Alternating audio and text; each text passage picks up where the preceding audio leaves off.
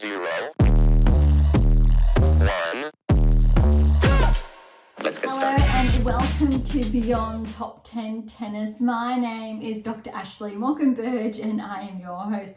Welcome to episode 105 and our special edition of the Wimbledon Championships, and we have finally made it to day 7 and 8. And if you tuned in to our previous episode, you would have heard how much I cannot believe how quick essentially these championships have been tracking, but also because we have reached that pivotal stage of the round of 16, which again, if you've been tuning into Beyond Top 10 Tennis, you understand how powerful these metrics or the data really is around players that progress or track towards the round of 16, and how impressive it really gets if they continue to do that more than once throughout the season. We're really looking at a minimum of 50%. So there's that key benchmark there that we really look towards, and that I've shared in the releases, whether it is the 7 keys or the how to develop a top 10 tennis ranking, my latest release. Really important there. And I've shared the same, whether it was the Australian Open this year and or the French Open, but also in the publications that really have revolved around those Grand Slams. And that's the secrets to optimal performance success, the secrets to optimal coaching success, but also the What Is Your Game Missing series. And I previously touched on this a handful of times. What is your game missing? What is your game missing now? And what is your game missing to win? If you're just listening to the audio only, that was me reaching over to grab 5 of these specific texts. Look, as always, before I get carried away, if you've been with us for some time now, thank you so much. You know what we're all about. If you are new, thank you so much. I really would encourage you to track back to some of our earlier episodes to really see where we've come from, where we're going. Essentially, those first 50 to 70 episodes really set that platform. So those key foundations, whether it was the key scientific underpinnings, more work that revolved around the 7 keys before the 8th key was released at the end of last year, which really essentially set up the 2024 season to allow me to really share and elaborate on the key implications of those 8 keys. We already knew that, and I'd shared those 7 keys will get you inside the top 10. The 8th key, however, will keep you there, and you really need all of them to work in unison. And players who essentially forego only one of those keys, even if it is for a brief period of time, they will soon thereafter regress outside the top 10. And we've already seen that happen a handful of times this season. And again, if you've been tuning in of late, you would have heard me share that it is quite an anomaly that has been happening, but really good because it shows the number of players this season who really are knocking on the door of the top 10. And normally there's that 2% differential. This season is actually quite greater. And we're seeing that essentially play out at the Grand Slam level, which is equal parts exciting. Okay, if you are new, tune into those early episodes, learn more about Beyond Top 10 Tennis, AM8 International, my background if you are interested, the 12 books that I've penned to date.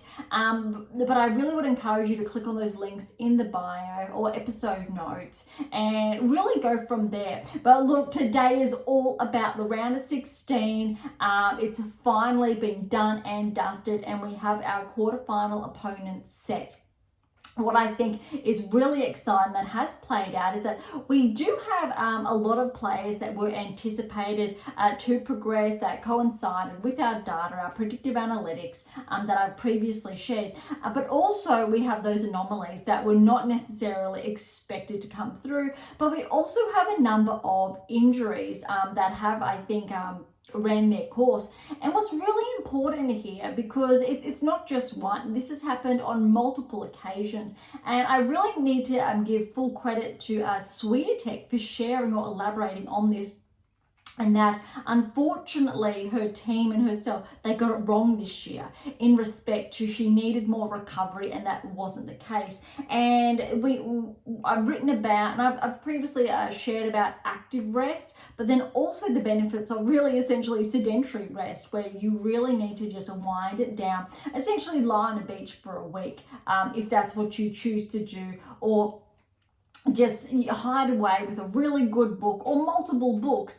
Is a very big difference to then going out, whether you're surfing, skateboarding, playing another sport, irrespective, or going out each and every day with friends, you've got media appointments, etc. That's still a lot. That's a lot of stimulation, and we're looking at dropping that down.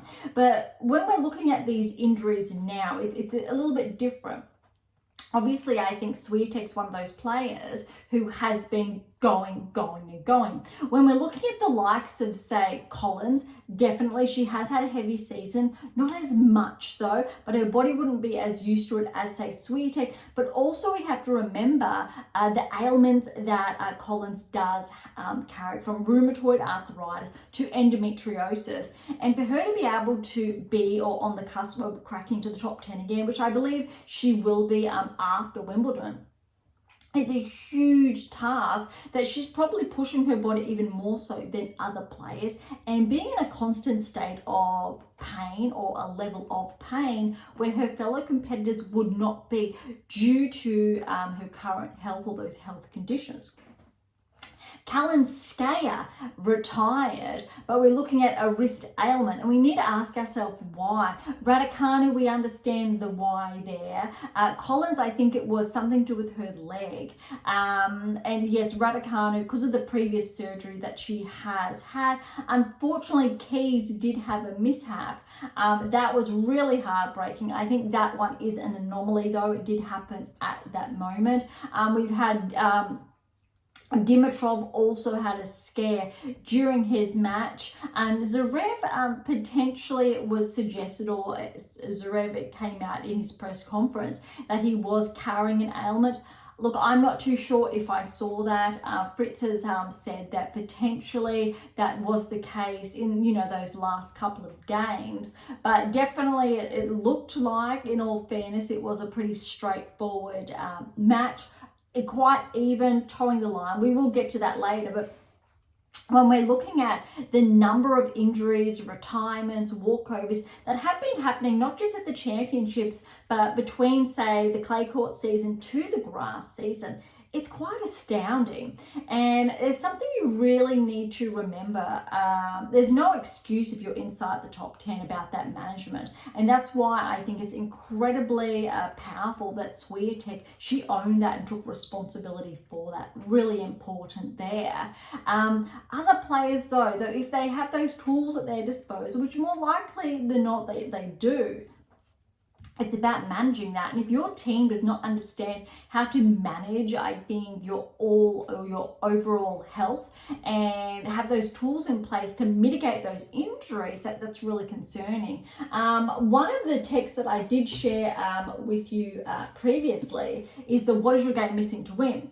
And I think what's really important here is I think the very big secondary title here, which I don't normally share because they are quite lengthy, some of them, but it's how tennis forms the blueprint to remove youth and elite injury with new identifiers to solve replicated success for the best tennis players in the world. In simple terms, that's really how to win more than one Grand Slam, but then how to remove injuries from that equation as well. So it's really a very powerful text, a third in that series. So I would encourage you to read those two prior to better, I think, understand and get the most out of that third text there, or in the What is Your Game Missing series. But essentially, we're talking about you can get to the elite level of play, be that top 10 player, win a Grand Slam, go on to win a second second, third, fourth Grand Slam. However, you need to stay healthy. And so the question is how? How do you stay at your absolute peak performance? And it's about that cycle. It's creating those peak performances, establishing that new baseline, maintaining that new peak performance, establishing, solidifying that baseline, and then going to that next level. That's how you progress. You don't go rapid fire results and progress, because that's overload and that's too much too soon, and the body essentially falls apart. French Open, Mira Andreeva, you would have heard me say we actually want her to lose in a really good way at this level. She'd already reached the semi-finals, a huge result, because those rapid fire results can have huge implications. Raducanu, Andreescu, for example, those Grand Slam wins, it really was a detriment almost to their career for a good 2 to 3 years before. Andreescu's now coming back up, finding that level. Raducanu's there, but we're looking for that consistency and the consistency in health.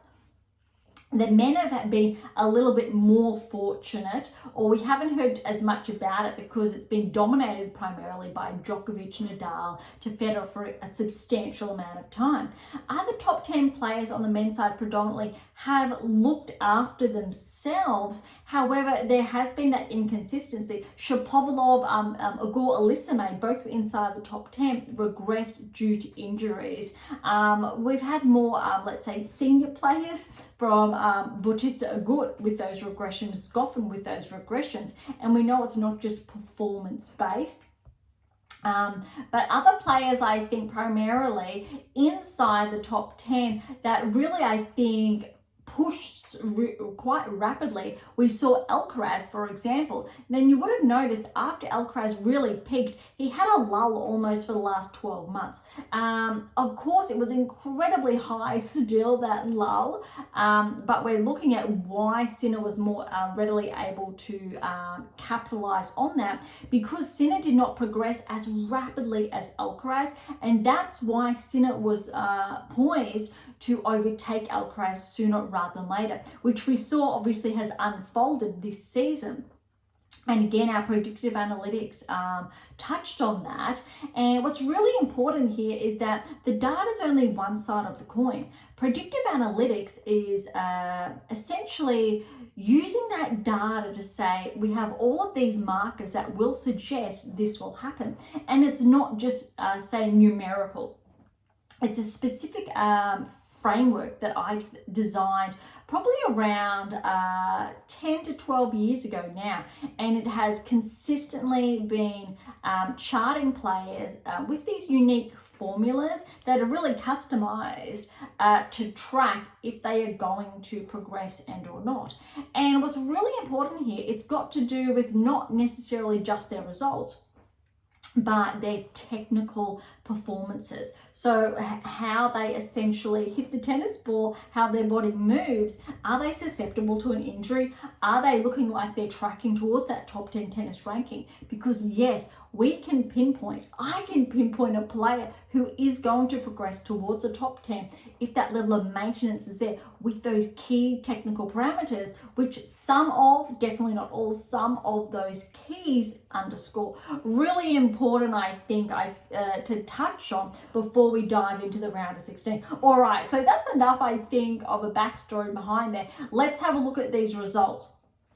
Ostapenko, Putintseva, round of 16. Ostapenko was always favoured here. Putintseva, we thought maybe if she played that same level against Swiatek, but in all fairness, Swiatek did not play at a very high level in that third round encounter, and Putintseva, she just essentially capitalised on that and was a really healthy performance. And remember, Putintseva is just ranked outside the top 30, so after Wimbledon, she will, I'm sure, be inside the top 30. So when you do obviously losing 3 to a player inside the top 30, it's not that shocking. It just means they're having a really good day, and if you're in the top 10, you're not playing say your best, which was the case.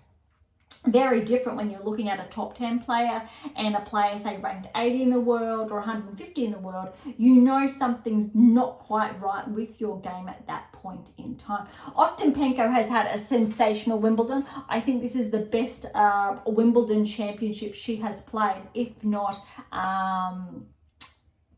directly probably aligned with her best performances. I haven't checked those metrics, however. Ostapenko, though, last season she finished quite well, but more so the beginning of the season when she was ranked inside the top 10, and then there was that slight regression outside of the top 10. She has started to pick her results up, and I have touched on this as well, and it looks like Ostapenko will become a barrier breaker again this season. The same goes for Collins, even though the result was not in her favour. But equally, very, very promising result for Ostapenko, and she has to be the favourite to progress through to the semi-finals now. However, Collins, Krejcikova. Collins was without a doubt the absolute favourite here. Something did happen, second set, a bit of a niggle there. Unfortunately, I don't think Collins was playing her best. Krejcikova was not anticipated to progress to the round of 16. However, what's really interesting, despite Krejcikova's ranking regressing outside the top 10, it was probably this time last year she was in the top 10 thereabouts and or close. Steadily progressed top 20, top 30, just slipped outside the top 30. Obviously, with this round of 16 and now quarterfinal result, she definitely will be making her way back inside the top 30. But where I'm going here is that Krejcikova's level of play, she won the French Open a couple of years ago now. I think it was the 21 French Open from recollection. But where we're going here is that what's really important is that she has been tracking this tournament. And we're seeing these results, and I'm just checking here, yes, it was the 2021 French Open. What we're seeing, however, is her results are starting to align with that level of play from roughly 2-3 seasons ago. Typically, if you lapse more than 2 seasons, and this again is supported by the data, you don't come back as readily. That's not saying you won't come back, it's not as readily. That's what we're seeing. Ostapenko is a perfect example. She regressed from being inside the top 20. Not sure after that Grand Slam if she reached inside the top 10 for a period of time. Huge regression, hovered outside the top 30, 70, 80 for some time before making her, I think, that mark again to track towards the top 10. Krejcikova, however, even though she hasn't drifted as far, she had a healthy result at the French Open. She's backing that up at Wimbledon, which means she's got some consistent metrics on her side that 50% of current top 10 players do not have. And that is what is quite impressive about Krejcikova's performance of late.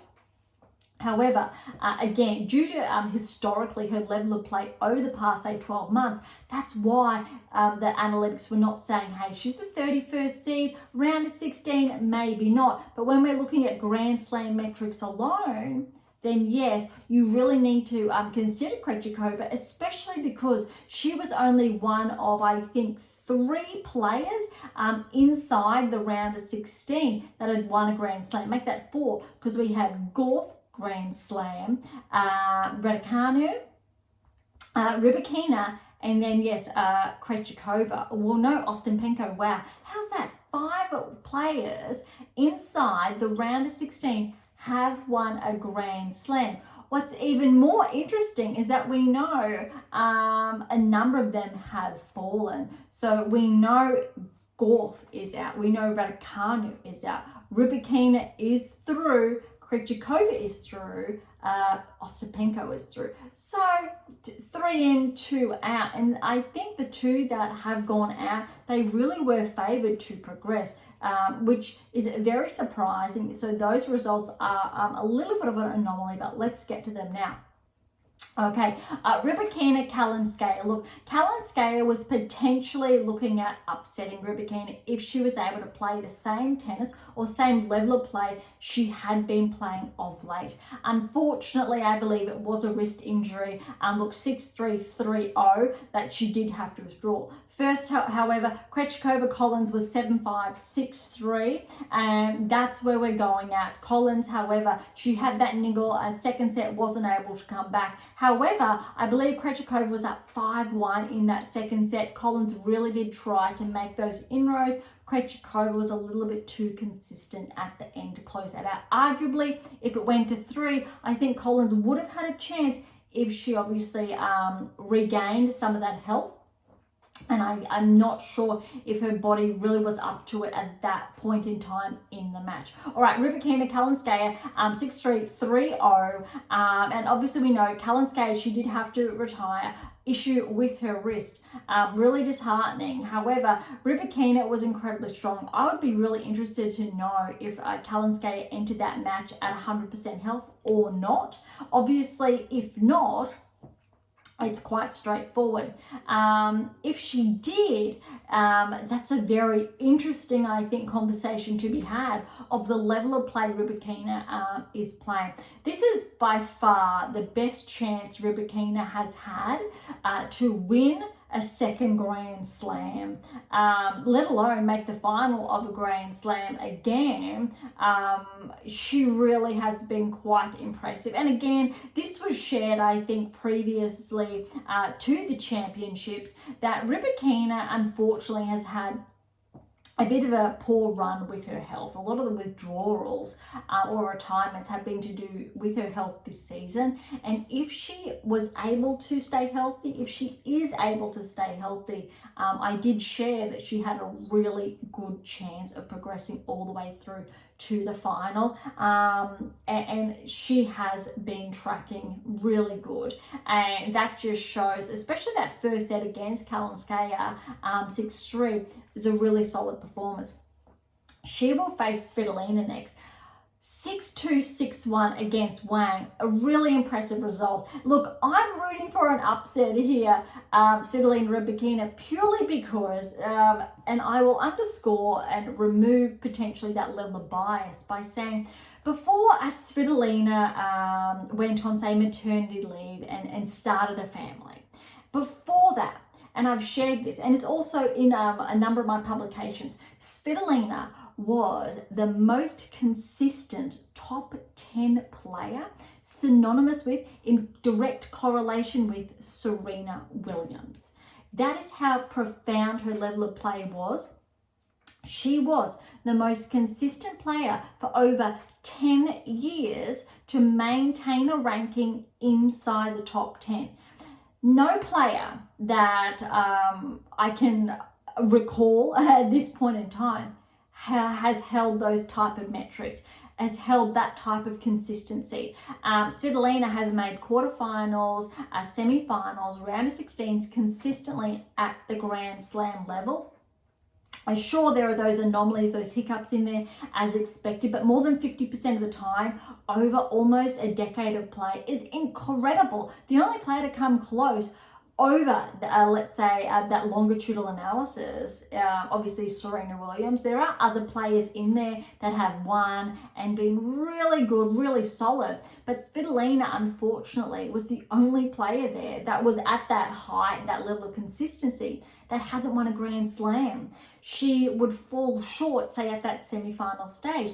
And before Svitolina took that time away from tour, she was ranked inside the top 10. She's clawed her way back. She's the 21st seed. I think she is now roughly around 17 in the world. However, I think the highest she's gotten to was maybe 15, 16 since she's come back. And I think we're looking at maybe she's been back on tour for 12, maybe 18 months. I could be pushing it there. But she's been able to maintain that level of play. And we've seen her have really good runs, intermittently at the Grand Slam level. And having her at least reach the finals of a Grand Slam really would be incredibly deserving because of those metrics as well, of that level of play, and because she was essentially in direct competition with Serena Williams at her peak. Rybakina was not, Swiatek was not, Sabalenka was not, Gauff, no, she was not. They were all finding their feet and on tour and progressing. And Pegula, say, was not, so rounding out the top 5. Just for example. However, Svitolina was there. She was amongst it. She's been with that, say, generation of the Serena Williams era and now. And she continued to show up. No, I think active player or player currently inside the top 10 was there. However, one player that was there intermittently was Danielle Collins, when she did crack into the top 10 a couple of seasons ago and then soon after regressed. However, arguably we have to say that was when Serena Williams essentially was walking away or progressing away from the tour. So that's a really good, I think, metric. So look, Rybakina Svitolina is probably going to be the most exciting quarterfinal, or one of, it'll be an absolute blockbuster if I think Svitolina is playing her best tennis. Really interesting there. All right, Sun Raducanu, the qualifier, the Kiwi qualifier, and I did share, no Kiwi, so no New Zealand tennis player has ever made the round of 16 at any Grand Slam. I believe those statistics are correct. Please correct me if I'm wrong, I'm incorrect, and I clarify that as soon as you do. Raducanu wildcard. Raducanu was favoured essentially to track through to the semi-finals. But no, that wasn't. We know Raducanu withdrew from her doubles with Murray, which was disheartening. However, again, she wanted to be prepared for this match, and I think in all fairness, it went to 3 sets. It's not like it was a clean sweep. So we know Raducanu put up a fight, but look, Sun 6-2, 5-7, 6-2. The first Kiwi, the first New Zealand tennis player to make a quarterfinal, is super exciting. And she was so well composed. It's such an incredible talent, I think. She was ranked outside the top 100. I think it was 123 prior to Wimbledon. Obviously had to come through qualifying. No other player in the main draw has played this many matches at this time. And she has a really good chance of tracking through to the semi-finals if she maintains that level of play, because she's already taken out Raducanu now in the round of 16. All right, the next one down, because she will play Vekic, Badosa and Vekic. Look, Badosa was potentially favourite because of her level of play and how she had been tracking. Vekic on rankings was favourite, so favourite on paper. And look, it did not disappoint. It went to 3. I think the scoreline shows, look, the first set 6-2 to Vekic. The second set 6-1 to Badosa. Really shows how cleanly I think Vekic played that first set. Took a while, I think, for Badosa to find her rhythm. Walked away in that second set. However, that's when I think the rankings, that level of play, that level of maintenance, that baseline shone through.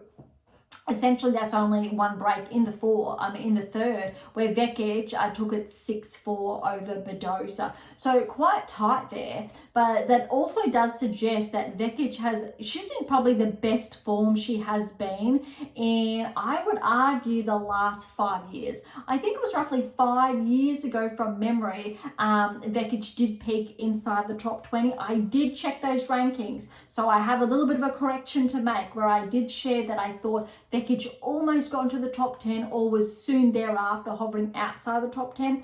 Vekic's high, I believe, is 19 in the world in 2019. So that is a correction that I did share over the last couple of days. However, she has been a top 20 player, and it's looking like maybe she's finding that form again, which is going to be very interesting. And I'll tell you what, making the quarterfinals at Wimbledon, and Vekic, who was, I think, ranked around 39 in the world, potentially we will see Vekic crack back inside the top 20 after Wimbledon.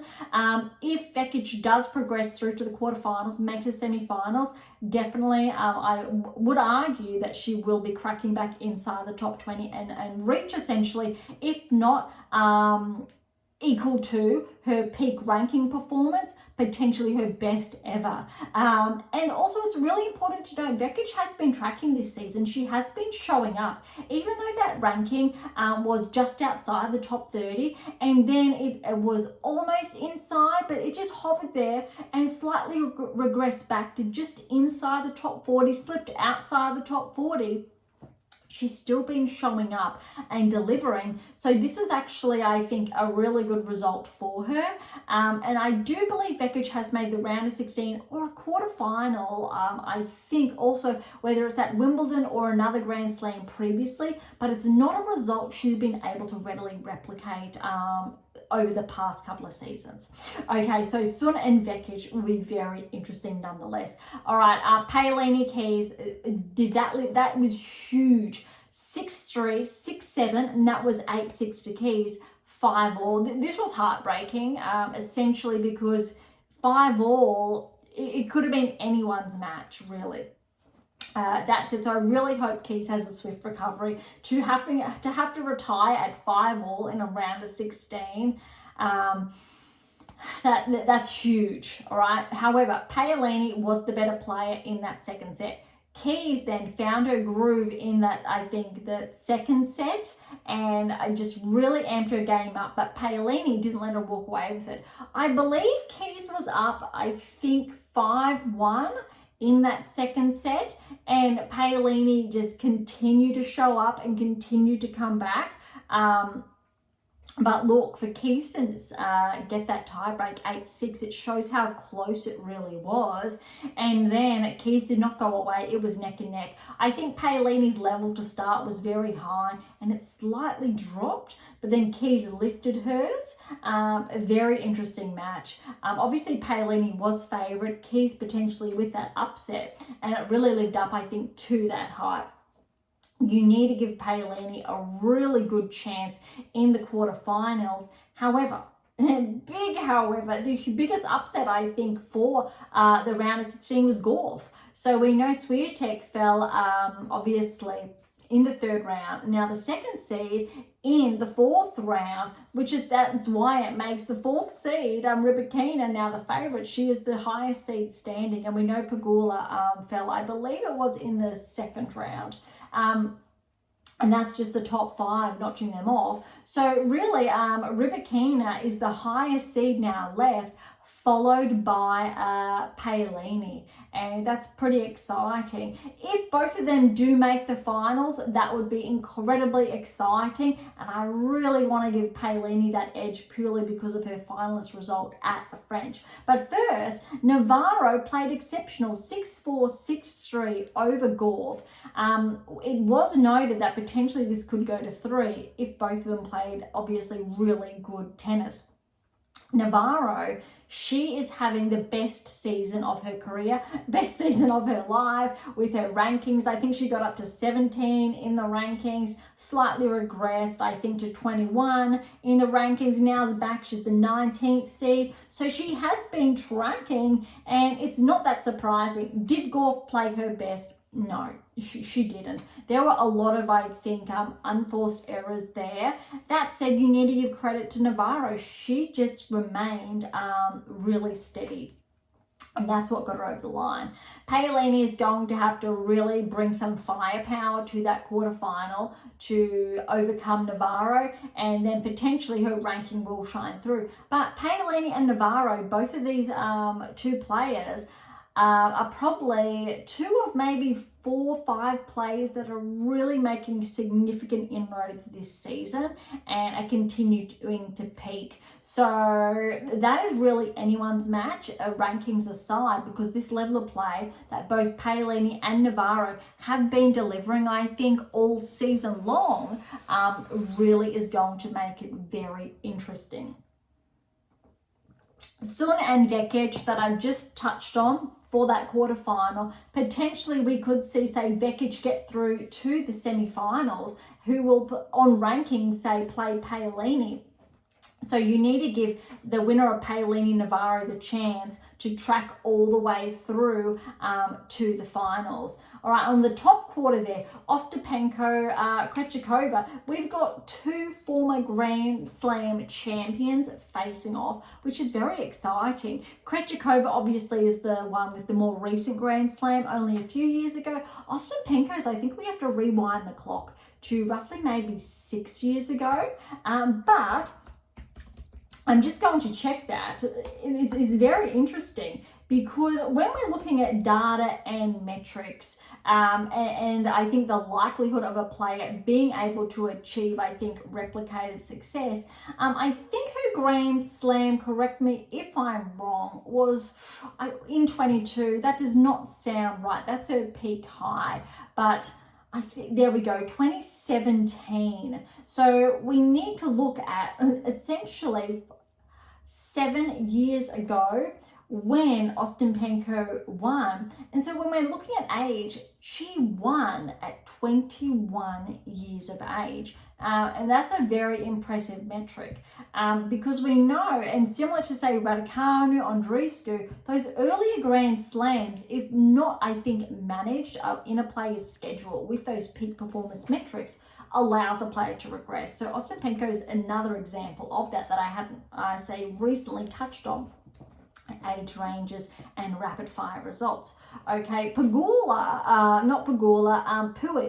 my apologies, she won the gold, and it must have been, I want to say, in Rio, and she wasn't able to maintain that level of play throughout the season. We know she did retire, I think, a few seasons ago, but that's just one other recent examples within a similar time period.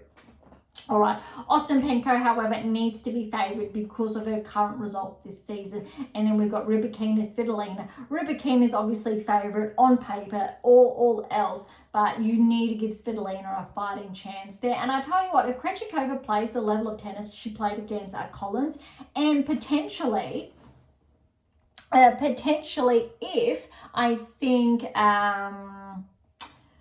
Ostapenko does not play the same level of tennis she has played over the last couple of seasons, then we might see, I think, Krejcikova make that semi-final appearance, which in equal parts will be incredibly exciting. Okay, with all of, I think, those women's matches really discussed and dived into, we've got all those round of 16 results, and we have that quarterfinal lineup. Let's head on over to the men's round of 16 results. And I think most of these results were relatively, I think, as was predicted.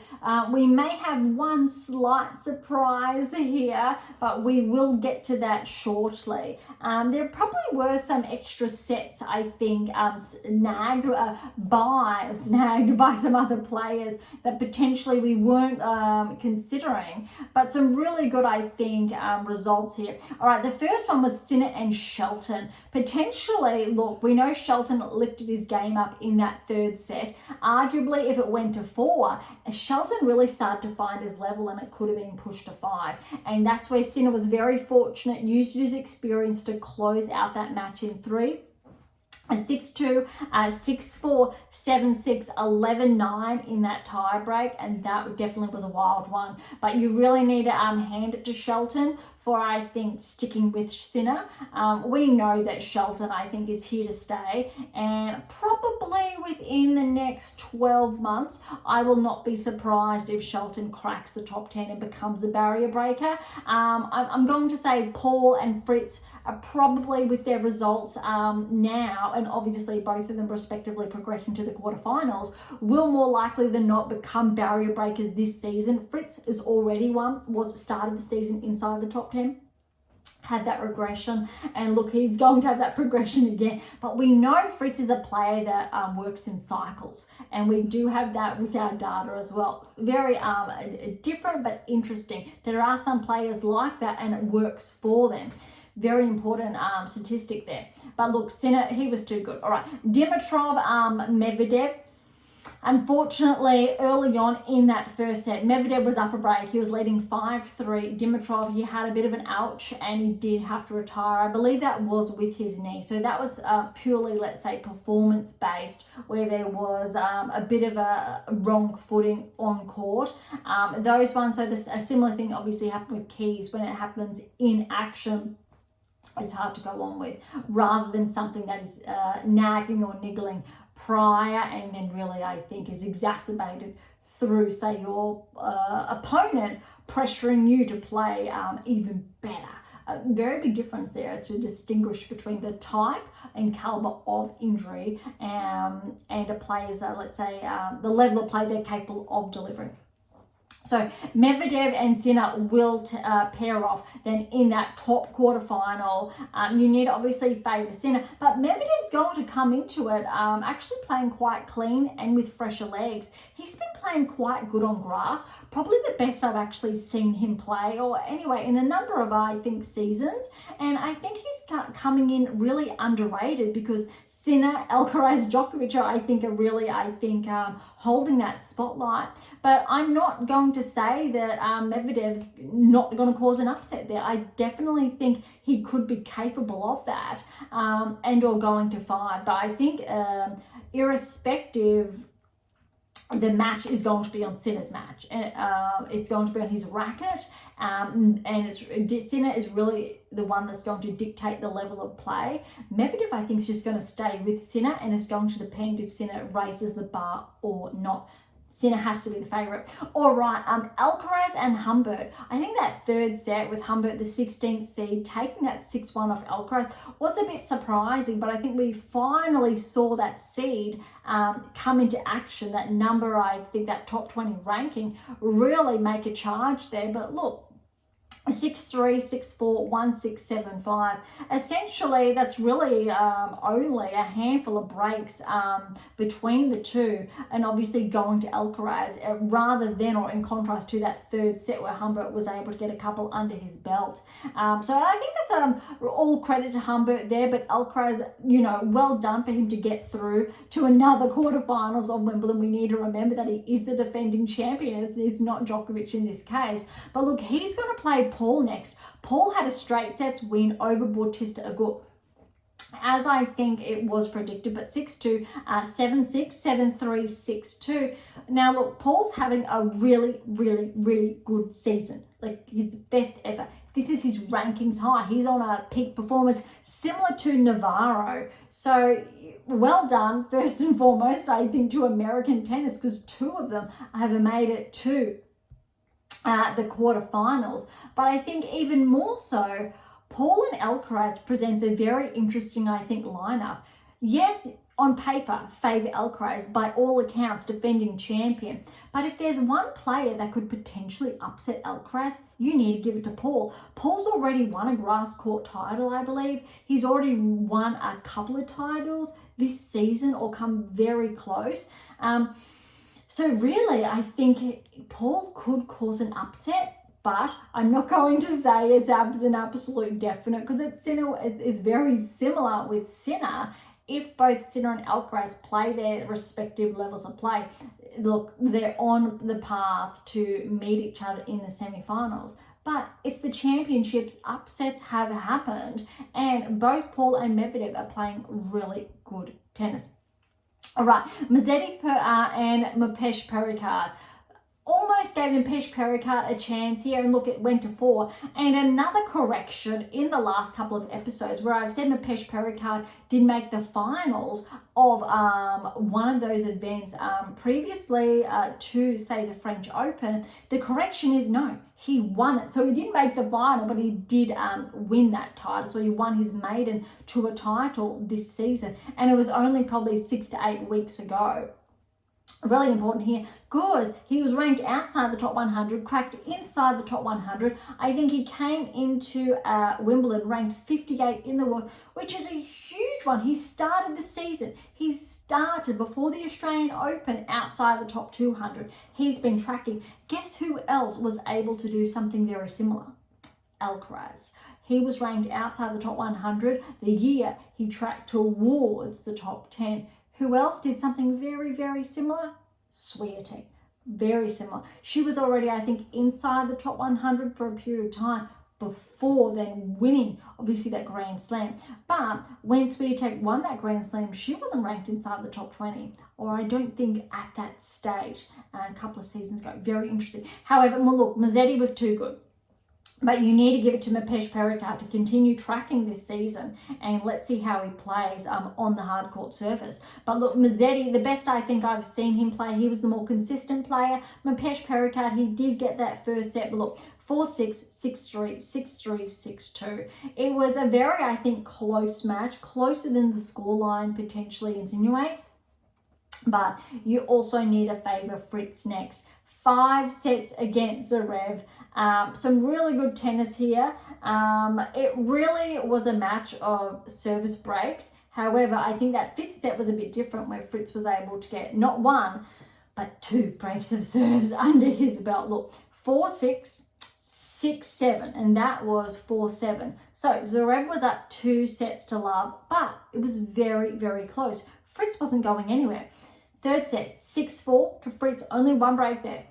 4th set, 7-6 to Fritz, no break, 7-3 in that tie break, then 6-3. So really, I think in all fairness, despite what I think Zverev potentially did suggest in his press conference, is that Fritz, he was the better player in that 5th set because he got the 2 breaks of serve. Even if it was just 1, even if it went to a tie break, Fritz was starting to edge Zverev out, really on a matter of consistently. Zverev was absolutely the more consistent player in those first 2 sets. And as the scoreline suggests, it was neck and neck. There was micro percentage points between the two, and it really came down to the consistent player in their ground strokes.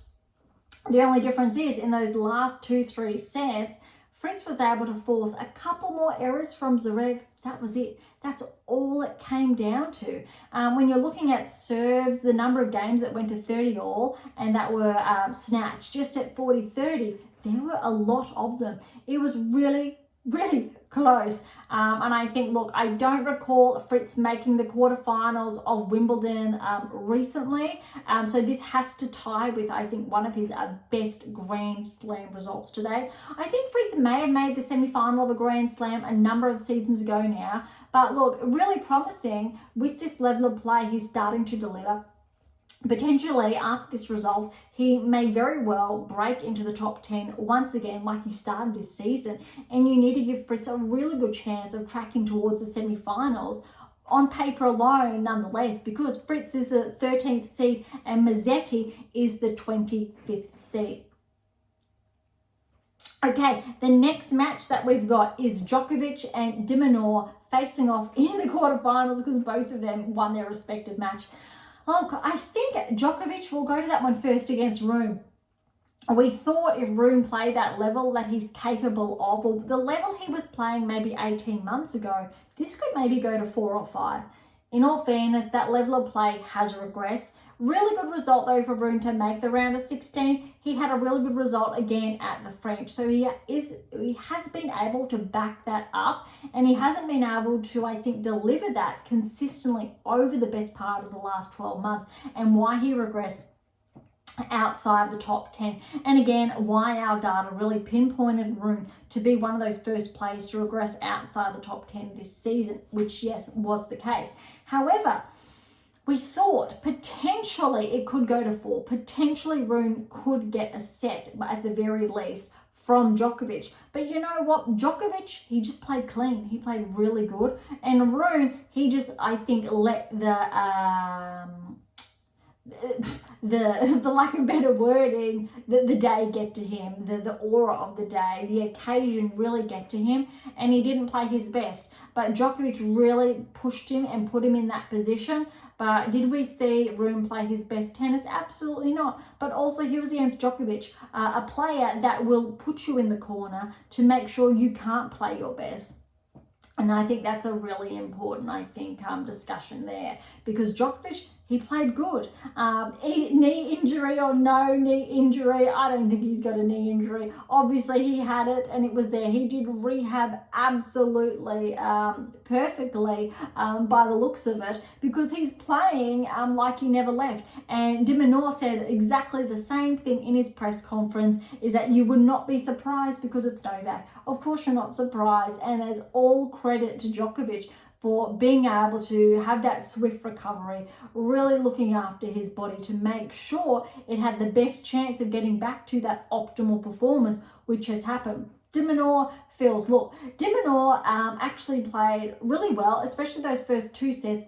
Feels he played, let's say, in correlation with his ranking. However, Phil's really started to mix his game up in those final two sets. You would have noticed he started to really rip those balls with a heavier topspin, and it allowed him to get that third set and really pushed Alex in that fourth set. Alex, by all chance, had the chance, I believe, to almost close out and go in the lead in the third, but he just kept pushing after, I think, tactfully changing, I think, his game plan, and it really paid dividends almost a little bit too late. But also you need to go off rankings, and Alex really stuck with Phil's 6-2, 6-4, 4-6, 6-3.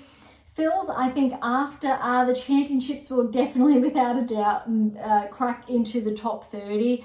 Definitely well deserved. I'm not sure with this round of 16 result if he will track inside the top 20, but I think he will comfortably be positioned inside the top 20, which will set him up for the US Open. And I'm very curious to see how his game plays out on the hard court surfaces. He is also, a correction, 20 years of age, I did share, but he actually is 21 years of age, because yes, yesterday on the very day of his match was his 21st birthday. And I think that's not too shabby for a 21st birthday to be playing in the round of 16 at Wimbledon. That is a very cool, and obviously to reach the best result at a Grand Slam ever.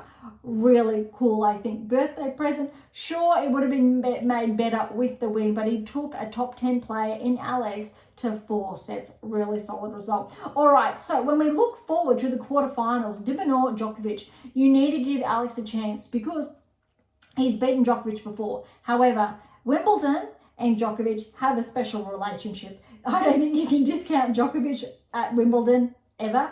That said, look, as far as our data is concerned, we did predict Alex would get to the quarterfinals. Obviously, it works the same with Djokovic, and I love it when obviously our data really showcases the power of these players, because the best part is that you can put it into action as well by developing and integrating the 8 keys into your game to reach this level of play.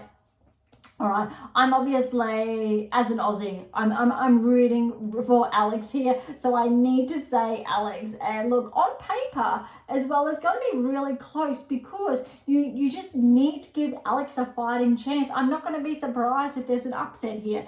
Alex is going to have to play his absolute best. Djokovic, though, look, he's going to come in playing his best. You really need to look for Alex taking advantage, I think, of those weak points. And yes, he does have them. Djokovic does have those weak points. Most players, however, struggle to capitalize on them. And some of them know how to, really important. And I've even written an article available on AM8 International on essentially how to beat Djokovic. Really exciting point there. Just head on over to our blogs tab, search for it. It's in there somewhere, all right, and there's a lot of good articles there.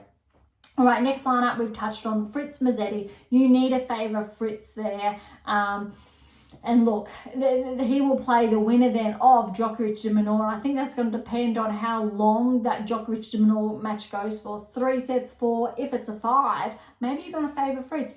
If the winner is out in 3, you need to favour the winner there.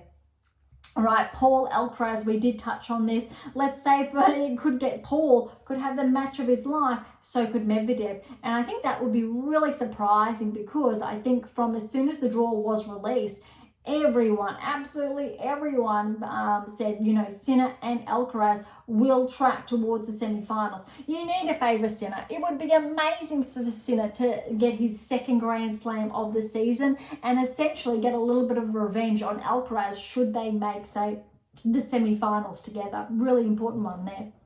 But I think on equal accounts, which is just as I think important to note, is that Medvedev, he's playing really good. Paul is playing really good as well. And look, if you're looking or reviewing, I think the video feed, yes, I have been playing with it because we are running low. But that's okay. We're about to wrap today's episode up. We're going to switch on over to the screens here that really shows the draw. But look, I've taken a bit of a shortcut. So let's have a look back again, review the quarterfinals, because we will be back. So Beyond Top 10 Tennis will come back after the quarterfinals and then the semi-finals. So then we really can review all of those matches in contrast to doing a really short episode. But look, Ostapenko, Krejcikova, we're going to say Ostapenko there. Rybakina, Svitolina. Look, Rybakina on paper, really rooting for Svitolina. Same with Alex, for example. Sun, Vekic, you know, why not Sun for the upset? But on paper, you need to say Vekic. Paolini, Navarro. On paper, it's Paolini. Navarro, maybe. I'm still going to go with Paolini there. She's just been having an incredible season. But definitely, I think it is going to go to 3 sets. Paolini is going to have to play sensational in for 2 sets.